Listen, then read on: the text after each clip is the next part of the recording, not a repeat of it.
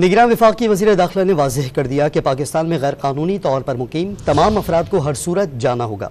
निगरान वज़ीर इत्तलात पंजाब आमिर मीर ने भी दो टोक पैगाम दिया कि गैर कानूनी मुकीम गैर मुल्कियों को 31 अक्टूबर तक पाकिस्तान छोड़ना होगा। गवर्नर सिंध कामरान टिसोरी ने उम्मीद का इजहार किया कि गैर कानूनी तौर पर मुकीम अफराद के इनखला से जराइम पर काबू पाने में मदद मिलेगी।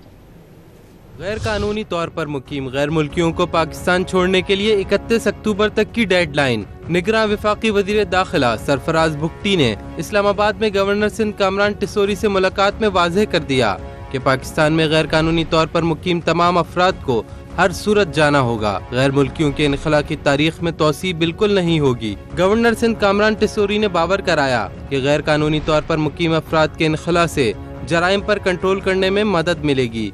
सिंध में जराइम पेशा अफराद और डाकुओं के खिलाफ ऑपरेशन से अमन अमान की सूरत हाल में बेहतरी की उम्मीद का इजहार किया। लाहौर में प्रेस कॉन्फ्रेंस में निगरान वज़ीर इत्तलात पंजाब आमिर मीर ने भी दो टोक पैगाम दिया कि गैर कानूनी मुकीम गैर मुल्कियों को 31 अक्टूबर तक पाकिस्तान छोड़ना होगा। 1 नवंबर से गैर कानूनी मुकीम अफराद को डिपोर्ट किया जाएगा।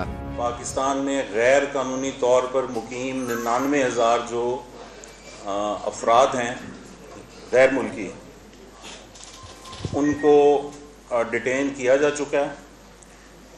अब उनकी मैपिंग हुई है तो उसमें से 33,000 अफराद की निशानदेही हुई है जो मुकम्मल तौर पर जिनके पास कोई डॉक्यूमेंट नहीं। इन लोगों को हिरासत में लेने के बाद होल्डिंग एरियाज़ बनाए गए हैं।